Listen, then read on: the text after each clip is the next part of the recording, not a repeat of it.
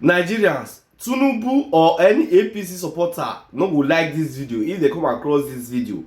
For the sake of peace, make una no share this video go where President Tinubu dey or anywhere APC supporter dey, because wetin this man just expose for inside this particular video and wetin he talk at the ending of this video, the thing shock me. I don finally see every reason why this boy VDM, very dark man, talk say na only fool na go vote for APC 2027. Make una come hear this man wetin dey expose for inside this particular video about the happenings in this country and im own reaction for so many questions wey dey ask am for inside this video. To lay the matter to rest finally. Are you in any way worried that major challengers to President Tinubu could be eliminated before the election? And what would be the implications for our democracy? That is wishful thinking anyway. But assuming not conceding, it becomes a reality. Then we will be dealing with a state of emergency, because that will be the only way President Tinubu will survive. To go for a state of emergency where he has even a National Assembly under his firm control, that would be the only thing. But eliminating major challengers, especially the ADC. The ADC is a very notorious political staff in Nigerian history, like the proverbial cat with 9 lives. We've first, so many litigations we're surviving, and we still have one, and still counting. But you see, the person that may not even be nominated in 2027 is Bola Tinubu. Not even the opposition. No. Because the only person who has a very serious and a Herculean tax to be nominated is Bola Tinubu. Because already there is a judicial decision about his qualification, which the Supreme Court said the issues raised in 2023 were pre-election matters and were not raised appropriately. Now, as he continues to expand his political war against the opposition to enable him emerge as the sole candidate of 2027, he's going to fire himself with a grenade on the feet, and he will collapse, because he's the most unqualified person to be mentioned in the nomination process and transition of 2027. So that is why some of us are not even, we are not deterred, we are not worried, because there is nobody to contest election with. Do you have the confidence in the judiciary to go the full hog and look at him and say you are not qualified to run? 2023, they said it was pre-election matters, which presupposes that if it is raised now, then he won't stand a chance. But do you trust the judiciary and have confidence in them to look at him and say, no, you are not qualified to run?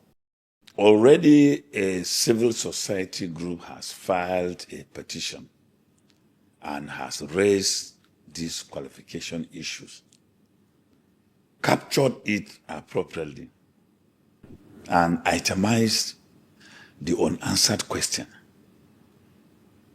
President Tinubu, in his nomination form of 2023, did mention that he went to government college, whether he pattern or so.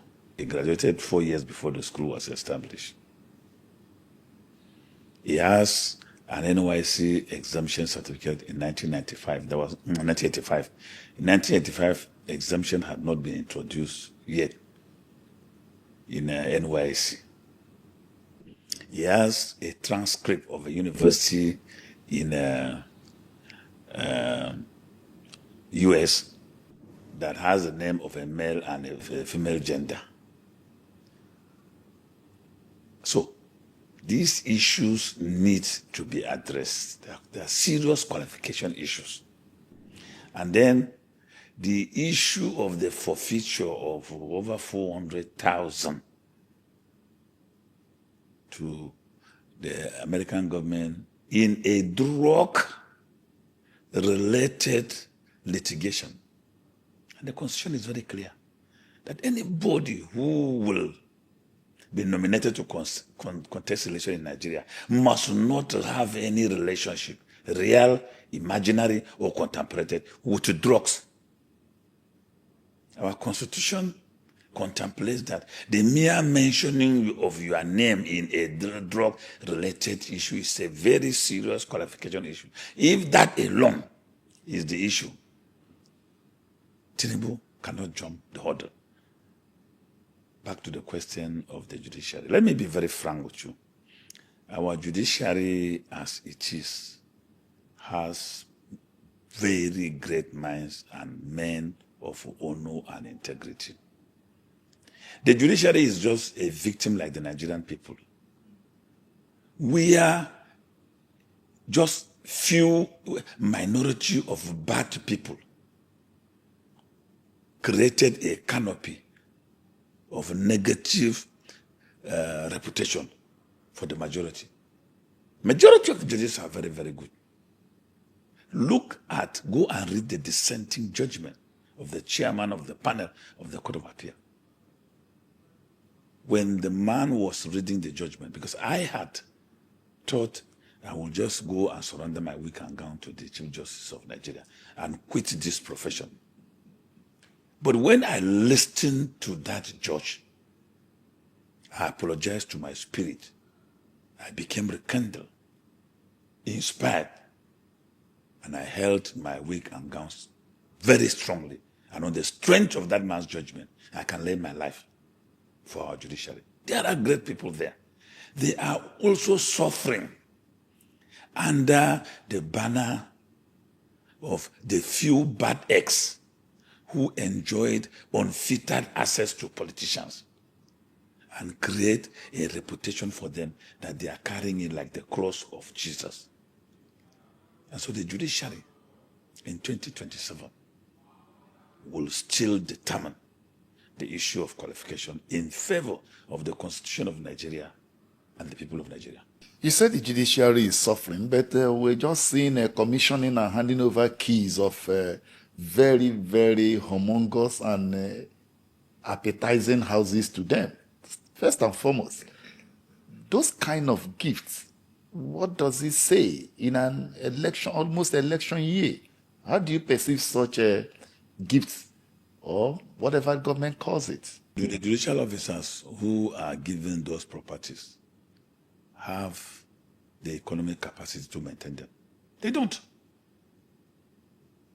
So, those are great gifts. The judges, justices do not have the economic capacity to maintain those structures. They don't. So it's just like blackmailing. So they've just been blackmailed. That singular act of coming out in an election year, in a transition year, to build houses for the judiciary and handing over keys to them is blackmail. It's just like picking a Mercedes-Benz, the latest Mercedes-Benz, and giving it to a poor man living in Nyanya. 1, where will he park it? 2, how will he drive it? 3, how will he maintain it? This is exactly what government has done. These people need a welfare scheme that is commensurate to their colleagues elsewhere in the world. And let me tell you what will shock you. When I was in office as a minister, my salary was 840,000. Take home. Everything. Take home. Now, President will complain, and President Muhammadu Buhari set up a committee to go around other African countries and conduct a comparison survey and returned back to him. And the report indicated that in Gambia, they earn even 3 or 4 times more than a minister in Nigeria. And yet, these are the people that you keep them in places, choice areas, where they cannot even maintain. They can't keep their lifestyle, they cannot maintain. So, if you look at how the keys were handed over, the justices and the judges were not smiling at all, because you have increased their predicaments. How are they going to maintain those properties? All right, let's look at the rescue of the 46 children abducted in Oyo State and their teachers after 56 days in captivity. What's your take on that? Well, let me congratulate those Nigerians who had suffered under rain and sun, surviving dangerous reptiles, and under humiliating conditions, daily beatings, burning of robbers on the back of those small children, and that they survive in these 56 years is the evidence of the resilience of the Nigerian spirit.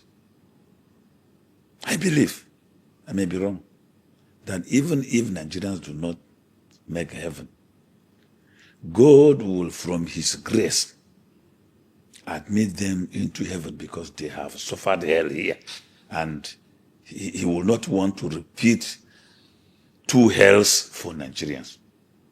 Look at what those small children went through. If those children are going to live for the next 70 years, can you guess their lives? Can you guess their thoughts? What are we going to do to pacify them for what they went through? The success of the operation is an indictment on the Nigerian state that it was just playing politics with the lives of those people. I've been saying this times without number, that the Nigerian military, as it is, can rescue those children, minimum 7 days, given the political will. They will design their operations, study the environment, the operational psychology of the criminals, and they will launch an attack and rescue those girls, just like they did, with minimum casualty. They have done it in Katsina. If the Katsina state government had cooperated with the military, General Rabe would have not died of snake bite in captivity. But when the state government was playing politics with the life of the general and he died, you can see what the military did. They didn't wait again. They moved in there and rescued the wife. So our military has no problem, very professional, and can do anything for this country. But you see, the military is like a car. No matter how sound a car is, if you do not engage it, it cannot move. So the military is structured in a way that it is, you can ignite it with a command. And if the commander-in-chief, who is the political head, does not engage them with a command, the military will not go anywhere. That's why Nigerians sometimes blame them. They have suffered so much in the hands of Nigerians, because Nigerians have been blaming them as, oh, they are conspiring with the terrorists. No. If you know the psychology of a Nigerian soldier, if a Nigerian soldier hear the sound of gun here, he's not going to leave this place until that gun is produced. That is his training. But they have been messed up by the politician. You deploy them into sectors, into areas, communities, and an attack, there's no order. An attack is ongoing. But the commander has not given them order to move. And soldiers are not like police. Because by the training of the police, there is what is called the discretionary act. The discretionary act is covered by the Police Act, where a policeman perceives that the behavior of the criminal is likely going to jeopardize his life. He is, under that provision of the law, allowed to act. The soldiers do not have those provisions. They don't. They rely on, and that's why our people keep blaming them. Oh, the soldiers were around when they were burning their houses. The commander did not give order. So, what happened in Oyo is a complete indictment and a confirmation of this my cry that we are suffering, they are killing us, they are kidnapping us, because the commander-in-chief is doing politics with security, want to return to office in 2027 using insecurity. All right, so much controversy trailed this rescue of these girls. People allege government, the military said it was based on sophisticated intelligence and that no ransom was paid. But there have been insinuations from the larger public who say that they don't believe that there was no ransom or there was nothing that does not meet the eye that happened in all of this. More so, when the governor of the state has said he wants the UN to come in and investigate the kidnapping in Oyo. What do you make of it? Do you know why there is always forward and backward when Nigerians are kidnapped and they are in the forest? There are two factors involved. There's the security factor, and there is the political economy of the situation. Now, the politicians preferred negotiation. Why? Because security votes will cry. So the length of the negotiation will determine how much will come out from the security vote. But for the military, they have their integrity and reputation at stake. And it's also very painful for soldiers to see what they can solve in 5 minutes, delayed for 1 hour. So if the operations had trailing controversies, it is because of these two factors. The politicians were delaying and negotiating with the bandits because of the movement of security vote from the vault into the hands of the bandits and the sharing formula between the criminal enterprise stakeholders. While the military can justify that they were not part of that deal, if there was any. Because we lost a soldier. We lost a second lieutenant, a brave, gallant officer. So if the military were in cahoots with the security vote sharing enterprise, they couldn't have lost a soldier. They could have just go there and collected the girls and come back. But there was resistance. The military had to bring in their best. They dominated the environment and they succeeded. The military gave a report of how they have been trailing the movement and the relocation of the bandit. So if there were anything about money changing hands, it is always like that. Because the rescue operations had always been resisted by the political class. And I give you a good example of what happened to Rabe. Thank you for watching that video. So guys, before you leave, look at the down here.